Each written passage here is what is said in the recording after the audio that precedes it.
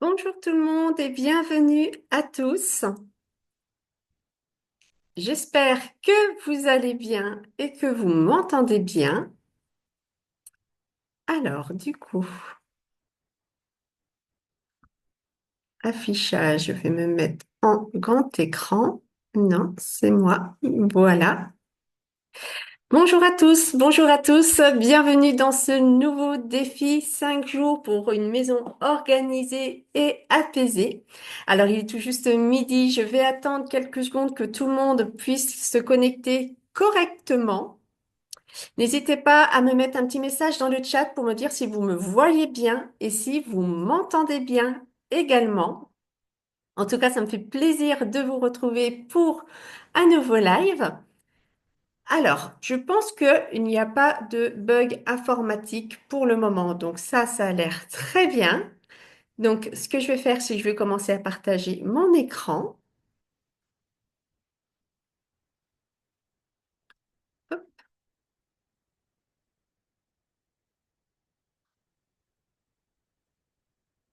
voilà. Alors, n'hésitez pas à me dire dans le chat si vous voyez bien mon écran. Donc, on se retrouve aujourd'hui pour un premier live sur le tri de la maison. Et donc, nous sommes ensemble pour 5 jours, pardon. Donc c'est la première fois que je fais un live sur Zoom. Habituellement, vous savez, hein, je fais toujours sur le groupe Facebook, mais quand on me dit que des fois il manque des visuels, alors du coup j'ai créé exprès des visuels pour pouvoir appuyer les propos que je vous donne, les explications, et si vous voulez prendre des notes. Donc n'hésitez pas à me mettre dans le chat si vous voyez bien les différentes choses, les différents éléments. Comme vous le savez, je suis en train d'enregistrer aussi sur le replay pour les personnes qui ne seront pas disponibles en live. Donc, du coup, j'essaye de voir si tout va bien. Alors, j'ai pas de message dans le chat. Si quelqu'un pourrait mettre juste un petit message dans le chat pour me dire, pour voir si le chat fonctionne bien, ce serait parfait. Et du coup, voilà, je partage l'écran et vous allez me dire, hop, si du coup, c'est bon pour vous. Alors, on ne voit pas arrêter le partage d'écran. Alors, j'arrête le partage d'écran. Alors, dans le chat, un petit message. Hop, parfait. Sylvie, on me voit. Bonjour, son et image. Nickel. Super, c'est parfait. Ça me terrorise de le faire sur Zoom, j'ai pas l'habitude. Mais voilà, vu que vous m'aviez demandé que je vous partage des images, des extraits des diapos, j'ai pas eu le choix que de le faire ainsi. Voilà. Allez, du coup, je vous explique le programme de ces 5 jours et surtout, on passe concrètement à l'action. Alors, je vais me mettre en grand écran déjà. Donc, c'est parti pour 5 jours ensemble. On va être en live ensemble tous les midis. Et donc, on va avoir un premier live qui est donc aujourd'hui, c'est pourquoi vous êtes submergé par le bazar. C'est-à-dire qu'on va voir tous les objets qui rentrent dans votre maison et pourquoi surtout ils ne sortent pas de votre maison.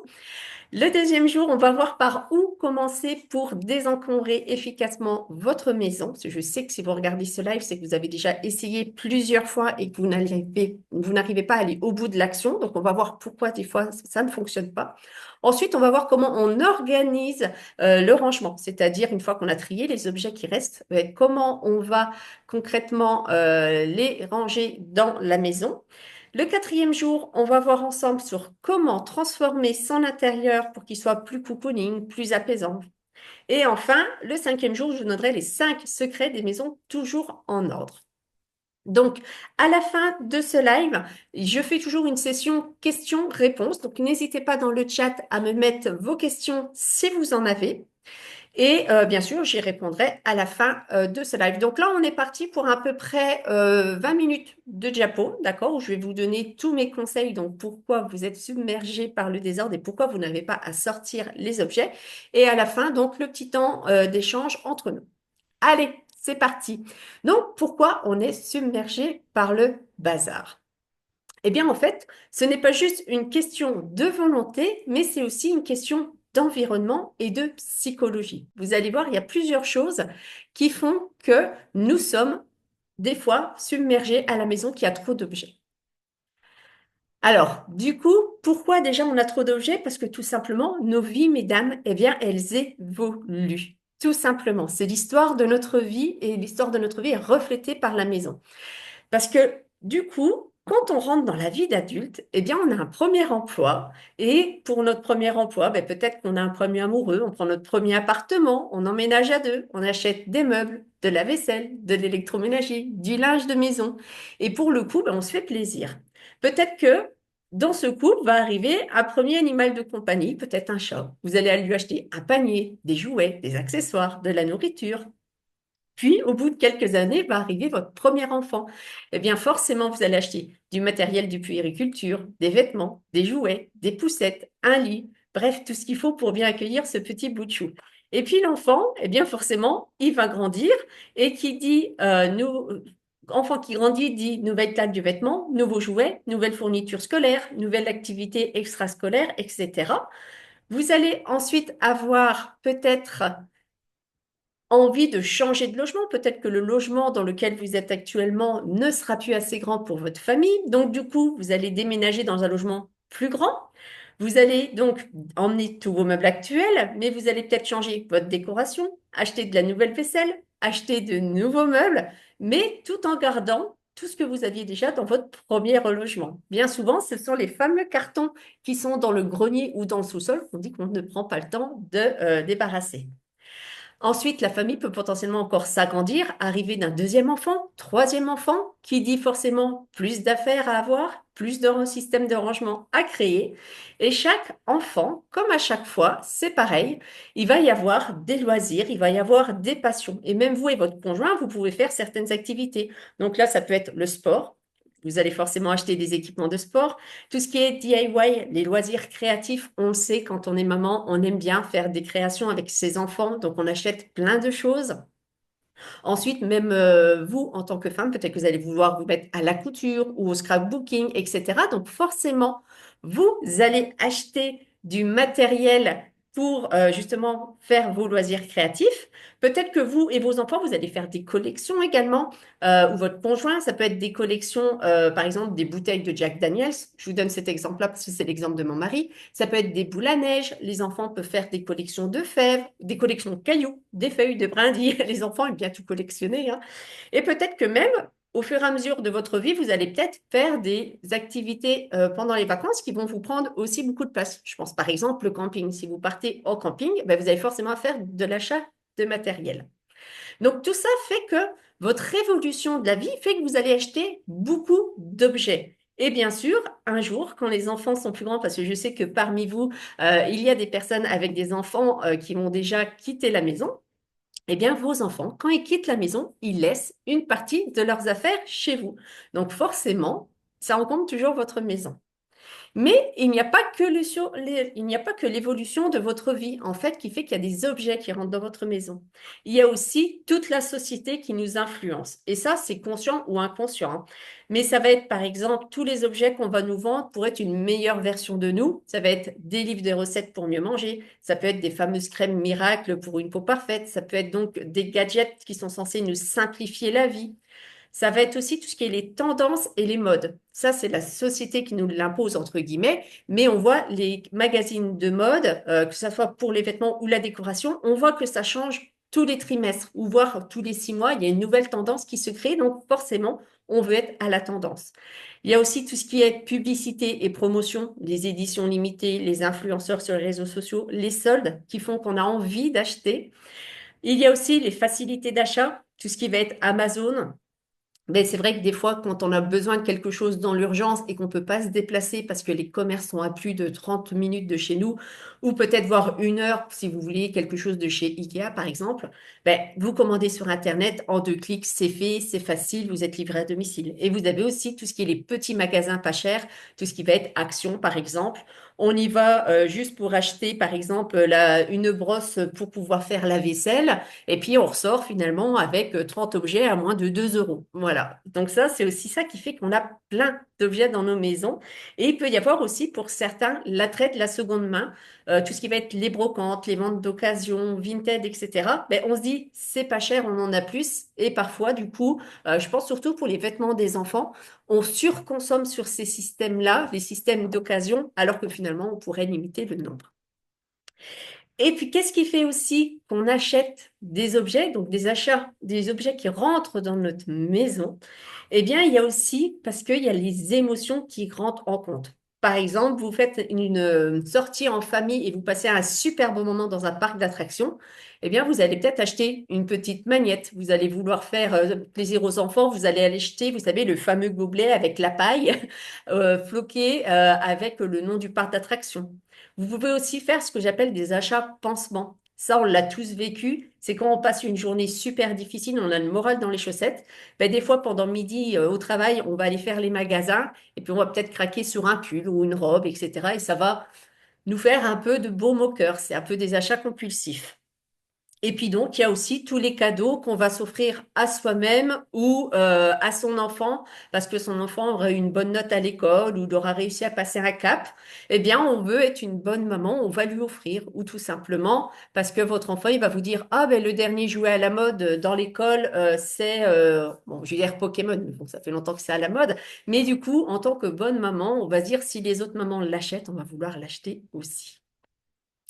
Et enfin, dernière raison qui fait qu'il y a beaucoup d'objets qui rentrent dans votre maison, eh bien, c'est parce qu'en fait, on subit aussi des fois les objets qui rentrent. Noël, les fêtes d'anniversaire, Pâques, etc. Ça rentre dans votre maison. C'est pas vous directement qui achetez, mais ce sont des objets qui rentrent dans votre maison. Ensuite, il y a tous les proches qui veulent faire bien. Par exemple, tiens, si tu veux, je peux te donner mon étendage à linge, j'en ai acheté un nouveau, celui-là, il me sert plus.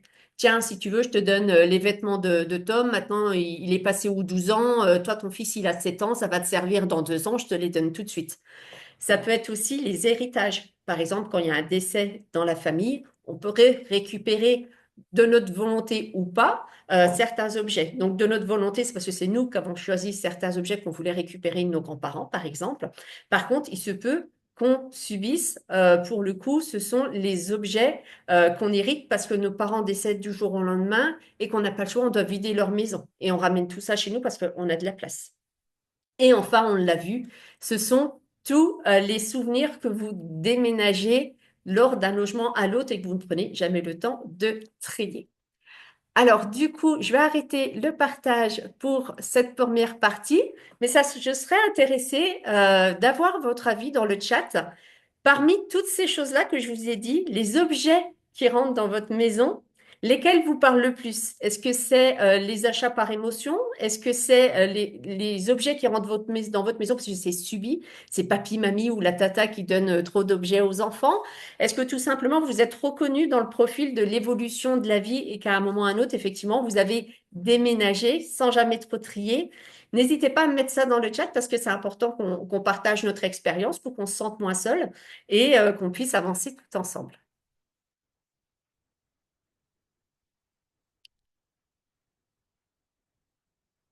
Alors, en attendant que vous commenciez à partager, hop, voilà, les collections, les souvenirs, les objets qui rentrent dans la maison. Mais c'est vrai que les collections, par exemple, c'est quelque chose qui peut vite énormément prendre de la place en fonction de la taille de l'objet. Les loisirs. Les loisirs, moi, je le vois beaucoup, effectivement, chez des femmes chez qui je vais désencombrer les logements ou même que j'accompagne à distance. On le voit, ça, c'est vrai que les loisirs créatifs, ça peut prendre de la place. Et bien souvent, on n'a déjà pas un bureau pour télétravailler, mais du coup, cet espace-là qu'on n'a pas pour nous pouvoir s'étendre et faire le loisir, ben, des fois, on accumule. Les déménagements successifs, l'évolution de la vie, les collections, les dons des proches. Voilà. Donc, c'est vrai que des fois, voilà, les dons des proches, les personnes, au début, peut-être qu'à un moment, on a vécu une période dans notre vie qui fait qu'on avait effectivement besoin de dons, mais les gens ont gardé l'habitude de tout nous donner, ou nous, on n'a pas pris l'habitude de leur dire, non, je n'ai plus besoin de cela, et on n'a pas pris l'habitude de dire non, si on ne veut pas vexer les personnes. Virginie, le manque de temps pour trier. Eh bien, justement, on va passer à la suite de notre diapo. Je vous repartage tout ça tout de suite. Et vous allez voir maintenant, je vais vous donner les raisons pour lesquelles on n'arrive pas à se séparer des objets. Et là, il y en a tout autant. Alors, pourquoi je n'arrive pas à aller à ma diapo suivante? Voilà. Donc, on l'a vu, hein. Tous ces objets qui rentrent, c'est un flot constant d'objets qui envahissent notre espace et donc, des fois, on ne s'en rend pas compte qu'on en cumule autant. Mais pourquoi c'est si difficile de s'en séparer? Eh bien là, c'est pareil. Il y a plusieurs raisons. C'est pas juste une question de motivation ou de mettre un objet à sa place, c'est aussi de l'émotionnel, du psychologique et du sociétal. Donc là, je vais vous expliquer tous les cas qui peuvent exister, pourquoi vous n'arrivez pas à passer à l'action. Et comme ça va peut-être vous donner des pistes et vous allez vous dire, ah ben oui, c'est vrai que moi j'ai ça ou ça qui me freine et on peut y travailler. Donc déjà, la première chose, on le connaît tous, ce syndrome-là, c'est le syndrome au cas où. Au cas où je vais peut-être en avoir un jour ou l'autre, alors que ça fait 5 ans que l'objet il est dans le placard. Et si je regrette, parce que des fois on garde par précaution et par peur de manquer, j'ai déjà racheté des trucs que j'avais jetés, alors maintenant impossible de refaire cette erreur. Voilà, on l'a tous vécu. Et pour ce dernier exemple, c'est assez pour le coup psychologique, parce que vous allez avoir des objets que vous n'aurez pas utilisés pendant 5 ans.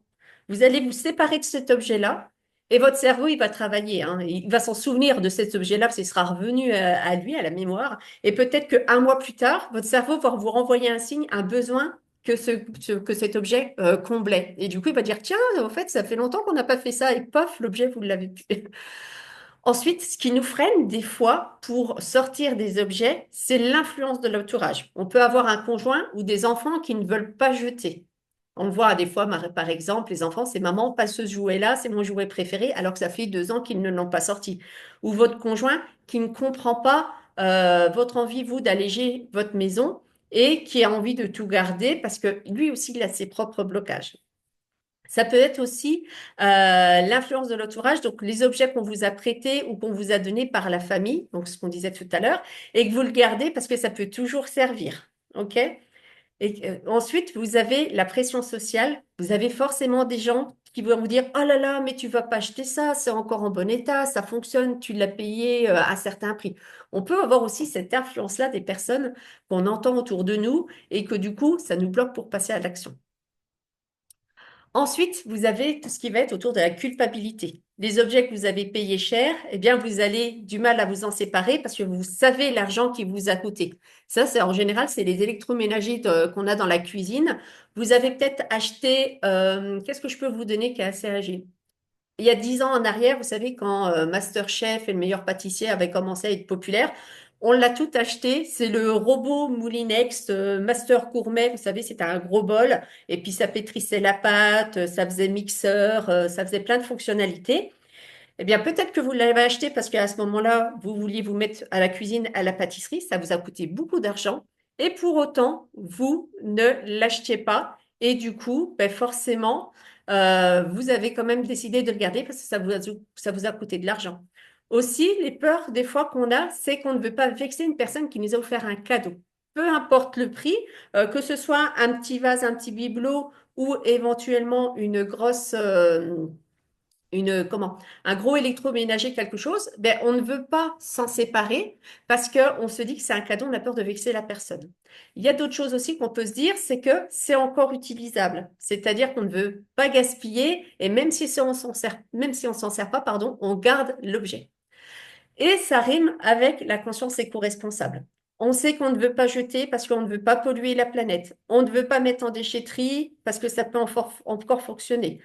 On peut aussi, hop, on peut aussi essayer de vendre des objets ou de les donner parce qu'on se dit qu'on va être éco-responsable, mais d'un autre côté, eh bien, on sait qu'on ne le fait pas parce qu'on n'a jamais le temps et du coup, on garde toujours les objets dans la maison. Et on sait aussi que recycler, si vous voulez faire les choses correctement, que ce soit donner, vendre, etc., ou ne serait-ce qu'aller à la déchetterie, ça prend du temps, ça demande de l'énergie et du coup, ben, on préfère stocker dans nos sous-sols et garages ou laisser notre maison comme ça plutôt que passer à l'action. Il y a aussi pourquoi c'est dur de se séparer de certains objets, parce que là, il y a la pression des réseaux sociaux. Et je suis sûre que moi aussi, des fois, quand vous voyez mes contenus, vous pouvez vous sentir découragé parce que on vous montre toujours une image où il faut être motivé, il faut passer à l'action, etc., que certaines personnes vont échouer parce qu'elles n'ont pas la bonne méthode. Et du coup, d'entendre des fois ces messages-là qu'on vous donne, on ne vous donne pas ça pour vous juger, mais des fois, on vous donne ça pour vous motiver. Mais il y a certaines personnes qui vont pouvoir l'interpréter en disant, ben, effectivement, moi, je suis désolée, mais je trie pas parce que je m'en sens pas capable au vu de ce que je vois sur les réseaux sociaux. On a aussi les deux dernières raisons, donc l'attachement émotionnel aux objets. On le sait, on a des souvenirs qui vont nous rappeler des émotions, une période de notre vie ou une personne chère et on n'arrive pas à s'en séparer. Il y a aussi le fait qu'on n'arrive pas à se séparer d'objets parce qu'on a vécu un divorce, par exemple. Moi, j'ai déjà rencontré des familles que j'ai accompagnées qui avaient chacun de leur côté vécu des divorces. Ils ont fait une famille recomposée. Et quand j'ai été les voir pour désencombrer leur logement, ça faisait 10 ans qu'ils étaient ensemble. Donc 10 ans, ils avaient eu entre-temps deux enfants, ils s'étaient remariés, ils avaient racheté une maison. Et pourtant, ils avaient toujours en double de fer à repasser. Ils avaient deux sèche-linges et tout. Alors, il y en avait un qui fonctionnait pas, qui était dans le garage, qui était en attente. Mais il y avait comme ça des meubles aussi qui ne servaient pas, mais ils étaient toujours là. Alors parce que peut-être que l'évolution de la vie a fait qu'ils n'ont pas pris le temps de se séparer des objets, mais bien souvent inconsciemment, c'est parce qu'on a peur de revivre une séparation et de repartir à zéro. On peut aussi avoir le fait d'avoir vécu des traumatismes financiers, avoir vécu des moments de grosses galères financières. On peut perdre son emploi et du coup avoir des difficultés. Et du coup, on a l'attachement aux objets parce qu'on ne veut pas plus tard devoir redépenser de l'argent. On a aussi le côté l'héritage. Voilà, c'est ma grand-mère qui est décédée, je peux pas m'en débarrasser, je garde l'objet. Et il y a aussi, parfois, c'est les blessures de l'enfance. Et ça, des fois, c'est complètement inconscient, on ne réalise pas. Mais peut-être que quand vous étiez petite, vous aviez des objets préférés que vous aimiez. Et pourtant, vos parents, même si c'était à vous qui l'avez acheté, que c'était votre jouet préféré, mais quand votre petit frère et votre petite sœur étaient en âge de l'avoir, ils ont pris votre objet et ils l'ont donné à votre petit frère ou votre petite sœur, sans vous demander votre accord, sans vous demander votre avis, sans prendre en compte vos attachements et sentiments par rapport à cet objet-là. Et en plus, ça se peut que vos petits frères et vos petites sœurs, eux, ont cassé cet objet. Et ça, c'est quelque chose qui vous a marqué. Et c'est peut-être aussi pour ça que des fois, vous n'arrivez pas à vous séparer de certains objets dans votre maison. Et enfin, après, il y a tout ce qui est les freins pratico-pratiques. Hein, certaines l'a évoqué tout à l'heure. Donc, le manque de temps. J'ai trop de choses à faire, je verrai plus tard. Donc, on reporte, on n'arrive pas à sortir les objets. Le manque de motivation, c'est fatigant et on ne sait par où commencer. Le manque de rangement aussi. On se dit, de toute façon, désencombrer, ça sert à rien parce que les systèmes de rangement que j'ai, ça ne va pas aller, je ne saurais pas où mettre les choses. Et enfin, la peur du changement. On a peur de regretter si cette nouvelle vie nous convient pas. Hop, je vais réarrêter le partage d'écran pour l'instant. Et donc, du coup, voilà ce que je voulais vous dire déjà aussi sur pourquoi on ne sort pas des objets. Donc, pareil, n'hésitez pas à me mettre dans le chat votre ressenti. Et du coup, je vois qu'il y a eu pas mal de messages, donc je vais les lire. Hop, je vais peut-être le mettre ici pour pas gêner, parce que je ne sais pas si ça enregistre du coup les chats ou pas. Beaucoup d'objets qui peuvent encore servir, mal au corps de voir ça dans une poubelle ou à la déchetterie. Donc ça, c'est un blocage qu'on a tout eu. Mais des objets qui peuvent encore servir ne sont pas forcément destinés à être mis à la poubelle ou à la déchetterie. Et quelque chose, moi, que je trouve qui est important de vous dire, en fait, quand vous gardez des objets dans votre maison, indirectement, vous êtes une déchetterie éco-responsable. D'accord? C'est-à-dire que l'objet, quoi qu'il arrive, il sert à rien, il sert à personne. Il est juste là en attente. Donc, moi, je serais de vous. Voyez ça d'un autre œil. Dites-vous, moi, j'ai besoin d'espace, j'ai besoin de confort. Oui, j'ai ma conscience éco-responsable. Donc, non, je ne vais pas le mettre à la poubelle ou à la déchetterie. Mais oui, je vais en faire un don. Cet objet, il mérite d'avoir une seconde chance, une seconde vie. Et donc ça, vous pouvez faire des dons sur GIF, par exemple. Vous avez des groupes Facebook qui existent. Vous avez plein d'associations autour de chez vous. N'hésitez pas à aller chercher l'info sur Facebook, sur Google, etc. Vous tapez le nom de votre département ou faire des dons et vous allez trouver plein de solutions.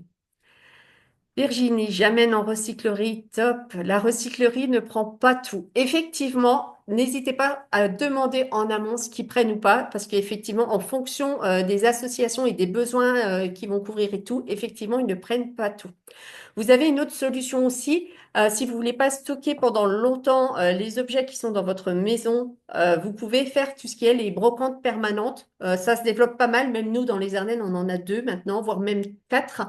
Mais je sais que proche de chez moi, il y en a deux. Et en fait, ce sont des systèmes où vous louez des box, des espaces qui vont être des étagères et des tables, par exemple. Vous allez voir ça sur 1,50 m, 2 m, et vous allez pouvoir mettre plein d'objets. Et en fait, c'est le dépôt-vente qui se charge de faire la vente des objets, etc. Et vous venez toutes les semaines réassortir un peu le stock, ramener des nouveaux objets, enlever ceux qui ne se vendent pas, etc.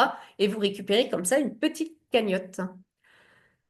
Exact, j'ai dû emmener en déchetterie la vaisselle non pris en recyclerie. Ouais, mais essayez, regardez aussi si les recycleries prennent pas les dons sur Give et aussi des associations en local qui, elles, peut-être peuvent prendre. Vous avez plein d'associations étudiants, des choses comme ça qui peuvent vraiment vous aider. Voilà. Alors, avant de continuer, du coup, hop, on repartage. Alors, je pense que là, vous pouvez voir, c'est parfait. Donc, du coup, l'encombrement, on l'a vu, on sait qu'il y a beaucoup d'objets qui rentrent dans la maison et on sait que vous ne sortez pas forcément les objets. Ce qui va coincer à un moment, c'est qu'imaginez votre maison, c'est une baignoire. D'accord? C'est une baignoire. Donc, si on met de l'eau, l'eau, c'est les objets. D'accord? Le problème, c'est que si vous n'avez pas le bouchon en bas pour évacuer l'eau, à un moment, ça déborde et c'est plus possible. Et c'est peut-être ça ce qui se passe actuellement chez vous, c'est que le bouchon, le flux ne se fait pas, donc la baignoire se remplit et déborde. Elle ne se remplit pas en même temps qu'elle se vide. Donc là, il faut vraiment passer à l'action. Et pourquoi? Parce que l'encombrement, ça n'a que des choses négatives sur vous. Ça vous empêche de faire correctement votre ménage. Plus vous avez d'objets, plus vous avez de poussière à faire, plus vous avez d'efforts à faire. C'est de l'espace en plus perdu dans votre maison. Vous avez moins de place, vous pouvez moins vous détendre et vous pouvez moins profiter de votre intérieur. L'encombrement de la maison, ça crée aussi des tensions familiales et conjugales. Le désordre, c'est une source de conflit et de frustration, on le sait. C'est aussi une baisse de productivité parce que forcément, tout le désordre va nuire à votre concentration. C'est aussi une sensation de décoration qui peut être jamais aboutie. Même si vous adorez la décoration et quand vous êtes arrivé dans votre logement, vous avez bien décoré votre maison, eh bien, si on est 3 ans après, eh bien, que vous achetez toujours plein d'objets, forcément, votre déco, vous n'allez plus l'apprécier. Alors que c'est plus votre déco, c'est juste l'encombrement. Ça fait aussi de la surcharge mentale, hein. On le sait, hein, le chaos visuel, ça vous empêche de vous concentrer et le matin, vous commencez votre journée énervé et stress. Alors vous ne savez pas forcément pourquoi, mais c'est l'inconscient que renvoie tous ces encombrements. Ça peut aussi créer de la distanciation sociale. On le voit que quand vous avez des personnes qui vous invitent, qui vous disent, pardon, qui passent à la maison à la dernière minute, à l'improviste, on n'aime pas, on est stressé, on court partout et on a la maison en désordre. Pareil, quand on sait qu'on va avoir des invités pour une fête, pour Noël, un anniversaire et tout, des fois on se sent gêné parce que la maison peut être encombrée. Et parfois, ça peut aller à tel point que vous n'osez même plus inviter vos proches et vos amis à la maison parce que vous vous trouvez mal dans cette situation d'encombrement. D'accord? Et c'est des sentiments que toutes les femmes peuvent vivre. Même moi, à un moment, je l'ai vécu et c'est pour ça que je suis passée à l'action. On peut avoir vraiment trop d'objets. Donc, du coup, il faut dire stop à l'encombrement et reprendre le contrôle. Alors, pour aujourd'hui, parce que quand je vous ai dit, je vais faire des lives qui font une vingtaine de minutes, je ne veux pas vous surcharger et je veux qu'on avance étape par étape. Donc là, ce qui est important aujourd'hui, c'est que je vais vous demander de faire 3 choses. D'accord? 3 choses qui sont très, très simples. C'est de noter pourquoi vous avez des objets qui s'accumulent dans votre maison. C'est les choses qui font que les objets rentrent dans votre maison. Je vous ai évoqué plein de cas tout à l'heure, donc vous allez me noter les 3 principales. D'accord? Pourquoi? Ça va vous permettre d'avoir une prise de conscience pour voir si vous faites vous trop d'achats, si vous ne savez pas dire non à tous les dons, si tout simplement vous n'avez pas suivi l'évolution de la vie et qu'effectivement, la vie a passé tellement vite, les enfants ont grandi tellement vite que les objets ne sont pas sortis. Mais pourtant, il y a plein de loisirs créatifs, il y a plein d'activités. Donc, notez les 3 choses qui font qu'il y a beaucoup de choses dans votre maison qui rentrent. D'accord? La deuxième chose, c'est pourquoi vous avez du mal à vous en séparer. On a vu, il y a plein de raisons, il y a plein de blocages et c'est important de travailler sur ces blocages-là. Chaque famille est unique, chaque femme est unique et vous avez toutes eu des expériences de vie différentes. Donc, vous avez forcément toutes des blocages conscients ou inconscients qui sont différents. Donc, n'hésitez pas à noter les 3 raisons principales, d'accord, qui font que vous avez des blocages. Et n'hésitez pas à creuser. Moi, j'aime bien si vous posez toujours 5 fois la question pourquoi. Donc, par exemple, premier blocage, imaginons que vous allez noter j'ai du mal. J'ai du mal à. Alors, attendez, il faut que je trouve un exemple. J'ai du mal à me séparer des souvenirs. D'accord? Vous allez marquer pourquoi j'ai du mal à me séparer de mes souvenirs. J'ai du mal parce que ça me rappelle ma grand-mère. Pourquoi ça me rappelle ma grand-mère? Pourquoi c'est tel objet, etc. Et vous creusez comme ça pour essayer de lever le blocage. D'accord? Demain, je vous donnerai plein d'astuces ça, pour pouvoir passer ces caps. Et enfin, je voudrais surtout que vous preniez conscience, c'est que l'encombrement, ça vous pollue votre maison à vous. C'est votre maison qui est polluée, qui est encombrée, et c'est votre vie à vous qui est vraiment négative. C'est pas celle du voisin, c'est pas celle de votre sœur, de votre tante, de votre mère, de votre meilleure amie. C'est vous qui subissez l'encombrement. Si vous regardez ce live, vous savez que c'est négatif et que vous voulez que les choses changent. Donc, du coup, ce que je voudrais, c'est que vous mettez une intention dès aujourd'hui dans votre live. C'est pourquoi vous voulez passer à l'action. D'accord? Quelle est votre vraie motivation profonde à passer à l'action à travers ce live, à travers ce défi de 5 jours? D'accord? Ça, c'est très important. Donc, en tout cas, vous l'avez vu, hein, on voit que sortir les objets, c'est pas facile. Et demain, je vous donne rendez-vous pour un autre live où cette fois-ci, je vais vous dire comment on fait pour trier étape par étape votre maison pour pas vous épuiser. D'accord? Et comme vous le savez, je viens de vous le dire, hein, chaque cas est différent. Donc, il y a forcément différentes méthodes, différentes façons qui existent pour passer à l'action. Moi, je vais vous donner des pistes pour trouver celle qui va vous correspondre à vous, parce qu'une fois de plus, chaque cas est différent. Donc ça, c'est notre live de demain à midi. Je viens de couper et de passer à la session questions-réponses. Comme je vous disais, si vous êtes ici, c'est que vous avez des freins, des blocages et vous voulez que ça change. Et du coup, pour toutes celles que ça intéresse, vous pouvez réserver un créneau avec moi. Je vais vous mettre le lien juste après sur le groupe Facebook et je vais vous faire un copier-coller ici dans le chat. Mais ou demain, vous l'aurez par mail pour celles qui ne sont pas sur le Facebook. Mais vous pouvez réserver une session avec moi de 30 minutes que je vous offre. D'accord? Le but, c'est de rien vous vendre à la fin, mais c'est de vous aider à lever ces fameux blocages-là, parce que là, vous regardez un live, mais même en regardant un live, des fois, on n'arrive pas à lever le blocage. Donc, des fois, une petite conversation avec une professionnelle en plus de 30 minutes, ça peut vous aider. Donc, n'hésitez pas à réserver ce petit créneau. Il n'y en a que 30 de disponibles sur toute la semaine. Vous vous doutez bien que je ne peux pas faire ça non plus toutes mes journées, toutes mes heures, tout le temps. Donc, j'ai bloqué 30 créneaux exprès pour cela. Voilà. Et du coup, hop, j'ai pas ma dernière diapo. Eh bien, c'est le moment de questions-réponses. Ah ben voilà, merci à vos questions-réponses. Hop, j'arrête le partage et je retourne dans le chat.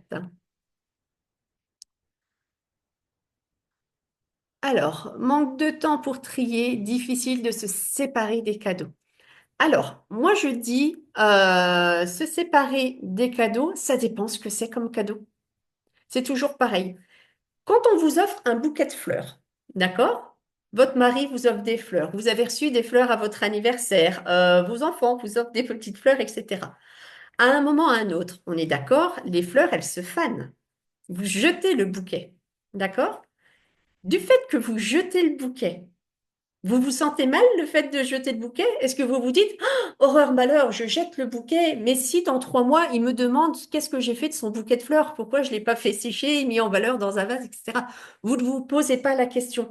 Donc moi, je considère que les cadeaux, c'est exactement la même chose. En fait, quand on vous offre un cadeau, c'est une preuve d'affection pour vous dire qu'on vous apprécie et qu'on veut vous offrir quelque chose. Et quand on vous offre un cadeau, en général, on vous l'offre en fonction de votre situation actuelle par rapport à des échanges que vous avez eus. Par exemple, pour vos 40 ans, peut-être que toutes vos copines savaient que vous adorez les loisirs créatifs de couture à ce moment-là, alors elles vous ont toutes fait des cadeaux de loisirs créatifs couture à ce moment-là. Mais peut-être que dans 5 ans, la couture, ça ne sera pas votre kiff. Donc, ces objets-là, vous pourrez vous en séparer. À votre mariage, quand on vous offre des vases, quand on vous offre de la vaisselle, etc., c'est pas pour le plaisir de vous offrir un objet en soi, c'est parce que vous vous mariez, on célèbre ça et on sait qu'en général, quand on se marie, eh bien, on a besoin d'un trousseau, entre guillemets, pour bien commencer à vivre. Vous avez peut-être fait une liste de mariage à ce moment-là, des objets dont vous avez envie et besoin, et c'est pour ça qu'on vous a offert cette vaisselle. Parce que vous l'aviez demandé à ce moment-là, mais 10 ans plus tard, 20 ans plus tard, si vous avez 6 assiettes qui sont ébréchées, il ne faut pas les garder, d'accord? Donc ça, les cadeaux, vous pouvez faire après. Après, tout ce qui va être les cadeaux que moi je considère avec une valeur importante, tout ce qui est les petites cartes d'anniversaire, certaines fabrications que vous aurez fait vos enfants quand ils étaient petits à l'école ou avec la nounou, tout ça. Il faut garder certains. On peut pas garder les 20 dessins qu'ils vont vous faire tous les mois pendant les 10 premières années de leur vie. C'est techniquement impossible. Ça va faire plus de 24 000, 2400 dessins. On peut pas garder 2400 dessins. Mais par contre, certains objets qui ont été créés pour une occasion spéciale ou qui vous ont, quand vous les avez vus, vous avez dit, ouais, mais c'est vraiment beau. Vous pouvez mettre à ce moment-là ce qu'on appelle des boîtes à trésors. D'accord? C'est un petit coffret que vous achetez. Vous gardez la taille idéal qui vous semble juste et vous mettez les choses dedans. Pareil, vous pouvez faire une boîte à trésors par enfant où vous allez mettre par exemple sa première tute, son premier vêtement de maternité, son bracelet de maternité, quelques cartes d'anniversaire des tontons et tatas, des choses comme ça, des choses importantes de valeur. Mais apprenez à vous limiter un volume pour pas que ça envahisse. Mais quoi qu'il arrive, n'oubliez pas, les cadeaux, on vous les fait par amour et à un instant T et c'est pas forcément obligé de garder l'objet, d'accord? Beaucoup d'objets qui peuvent encore servir, mal au cœur de voir ça à la poubelle à déchetterie. Donc ça, je l'ai vu tout à l'heure. Hop. C'est beaucoup de vêtements enfants et là, ils ont déjà beaucoup. Alors, les vêtements des enfants, c'est pareil. Il faut voir pourquoi on a beaucoup de vêtements d'enfants. Il y a plusieurs cas qui peuvent être possibles. Par exemple, vous avez un premier enfant, d'accord, qui a 8 ans et vous vous êtes dit, je garde au cas où qu'il a un petit frère ou une petite sœur, d'accord, si vous faites un deuxième enfant on peut effectivement garder des vêtements pour l'enfant à venir. Par contre, si votre projet d'avoir un enfant, c'est dans les 2 ans, je vais vous dire oui. Si votre projet est d'avoir un autre enfant 5 ans après, 6 ans après, ça vaut pas le coup d'encombrer votre logement. Moi, je préfère qu'à la limite, vous vendez les vêtements de votre enfant qui sont trop petits pour lui en acheter des nouveaux à sa taille actuelle. D'accord? Faites plutôt cette rotation-là. Parce qu'on ne sait pas pourquoi, mais peut-être que finalement, dans 5 ans, la vie aura fait que les choses que vous n'aurez pas eu l'enfant désiré ou que vous serez peut-être séparé de votre conjoint également ou tout simplement la vie a fait que vous n'aviez plus voulu d'enfant parce que vous avez privilégié une carrière professionnelle ou que votre équilibre à trois finalement est très très bien. Donc ça, faut se poser la question. Après, si vous dites j'ai trop de vêtements parce que j'ai déjà 3 enfants et qu'ils ont 2 ou 3 ans d'écart, effectivement, vous voulez comme ça que chaque enfant récupère les vêtements de l'autre, pourquoi pas? Ça peut être une chose, mais il faut être raisonnable, ranger de façon organisée, catégorisée. Et là, on peut, pour les vêtements qui sont en attente, acheter des housses, vous savez, en plastique qu'on va absorber et qu'on va ranger correctement pour pas que ça encombre toute la maison. Par contre, si vous me dites non, j'ai trop de vêtements d'enfants parce que j'aime acheter de la seconde main ou acheter du neuf, parce que les vêtements, j'adore habiller mes petites filles en princesse, alors je leur achète bien le vêtement, j'adore faire les magasins, etc. Là, c'est un problème de surconsommation. Et il faut vous poser la question, c'est est-ce que le fait d'avoir trop de vêtements, ça me dérange ou pas? Si vous me dites oui parce que j'ai pas de place, il faut limiter le nombre. Si vous me dites dois faire des économies financières, oui, il faut réduire. Moi, ce que je donne toujours comme conseil pour les enfants, si on sait que les enfants s'agrandissent très très vite, c'est d'acheter par saison, donc printemps, été, automne, hiver, 10 tenues complètes. D'accord? Donc, vous allez acheter 10 pantalons et 10 hauts qui vont ensemble, qui font une harmonie, chaussettes et sous-vêtements également, hein, des tenues complètes, pour pouvoir habiller vos enfants tous les jours de la semaine avec une sécurité de 3 vêtements supplémentaires au cas où vous avez du retard dans vos lessives. 10 vêtements, normalement, si vous faites vos lessives une fois par semaine, il ne sera pas tout nu. Ce qui vous permet, si votre enfant aussi se salit, vous allez pouvoir faire votre rotation dans les lessives. Ça vous permet d'avoir un nombre psychologique. Et comme ça, quand vous faites votre changement de garde-robe, vous pouvez vous dire, voilà, et que vous allez faire votre shopping, j'ai besoin de X pantalons, j'ai besoin de X hauts, etc. Et vous savez le nombre que vous devez acheter. Et si un jour votre enfant déchire un vêtement, voilà, il est tombé, le survêt, il est déchiré, ben, vous rachetez qu'un pantalon de survêtement. J'espère que cette petite astuce va vous aider. Motivation, la motivation, c'est libérer ma charge mentale. Non, mais ça, clairement, de toute façon, si vous avez moins d'objets, vous allez vous faciliter la vie. D'accord? De toute façon, dans les exemples que je vais vous montrer demain et après-demain, je vous montrerai des photos, etc. Et en fait, plus vous allez vraiment désencombrer, mieux vous allez vous sentir. Et la vie de famille sera plus facile. C'est-à-dire que si vous mettez votre maison, elle est simplifiée, que tout le monde sait quoi ranger au bon endroit, ça va être plus simple. De même que tous les soirs, si vous mettez en famille une routine de rangement, quand votre maison elle est désencombrée et qu'elle est agréable, la petite routine de rangement, je vous le garantis, vous allez vouloir faire votre ménage plus qu'une fois par semaine parce que vous allez trouver que votre maison, elle est agréable. Vous allez passer un petit coup d'aspirateur peut-être 2 fois par semaine, faire qu'une fois par semaine votre grand ménage, d'accord? Mais si votre maison, elle est encombrée, même si je vous dis, il faut mettre en place des routines de rangement, oui, vous allez débarrasser la table, vous allez ranger la vaisselle, etc. Mais si partout vous avez plein de meubles, plein de bibelots, etc., vous aurez toujours cette sensation d'étouffement et d'avoir envie de nettoyer, d'alléger, que vous aurez toujours l'impression que c'est pas propre chez vous, que c'est le bordel et tout. Sauf qu'en fait, la routine du quotidien d'hygiène, elle est faite, mais il y a tellement d'objets que vous vous sentez étouffé. Mais on verra ça dans les jours à venir. Vous allez voir, ça libère énormément de choses. Garder uniquement l'utile comme objectif. D'accord. Alors ça, on va l'évoquer aussi. Quand on veut garder que l'utile, c'est important, mais il faut pas oublier aussi le côté chaleureux. D'accord? Ça, c'est un avant-après que je vous ferai. Des fois, on trie énormément notre maison et on n'est pas satisfait. Malgré le fait qu'on a trié énormément, on n'est pas satisfait. Et des fois, il y a 3 raisons qui font que malgré notre gros tri, on n'est pas satisfait. Et ça, on l'évoquera dans le live, je ne sais plus si c'est demain ou mercredi. Pas facile de gérer ses propres blocages, mais alors, lorsque toute la famille est comme ça, c'est pas facile de trier. Mais ça, on va le voir demain, comment trier par étapes, parce qu'il va falloir identifier quels sont tes blocages. Et en fonction de tes blocages, quel type d'objet tu vas pouvoir commencer à trier sereinement. D'accord? Parce que bien souvent, je vous fais un petit teaser, mais voilà, c'est pour vous expliquer quand même brièvement, c'est que si vous avez des blocages par rapport aux souvenirs, d'accord? Ça ne vous empêche pas de trier votre cuisine, votre salle de bain et votre salon salle à manger qui sont des pièces de vie importantes. D'accord?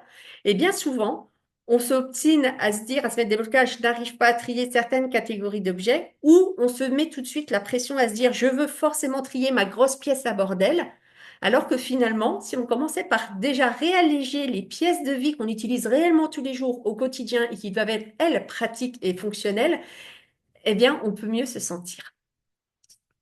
Alors, se séparer des livres, difficile pour moi, alors que je ne vais pas les relire. Je ne comprends pas quel est le blocage à ce sujet.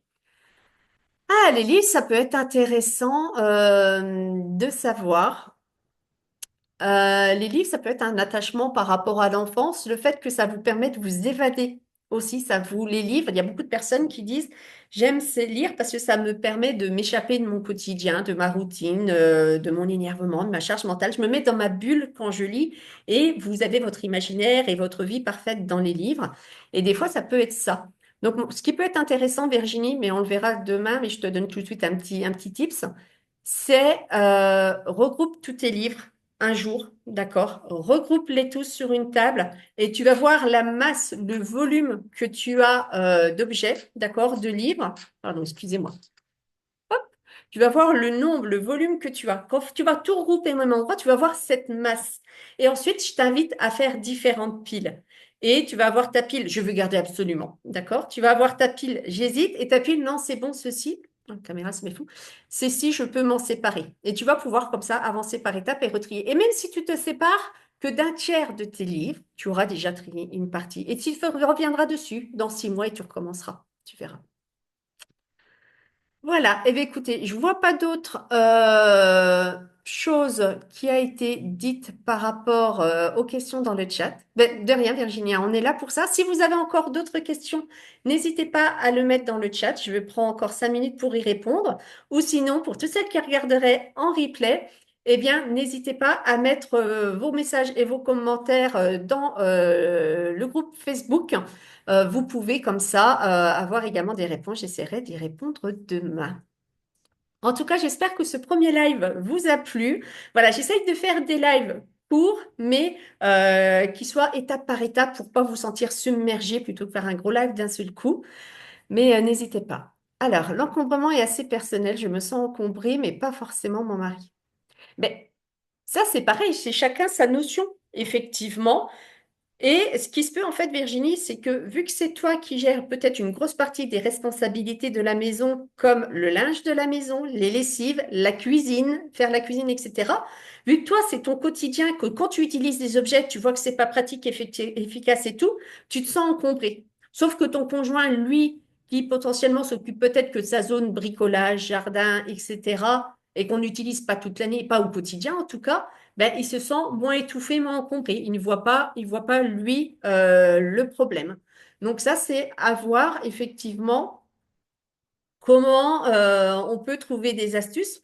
Mais par exemple, on peut lui dire posément et calmement, sans le vexer, hein, bien sûr, hein, sans lui faire le reproche, parce que c'est peut-être votre façon de fonctionner. Hein, mais par exemple, si c'est vous effectivement qui gérez toute la partie cuisine, commission, courses, etc., bah, lui dire, bah, écoute, moi je ressens ce problème d'encombrement ici, dans cette pièce.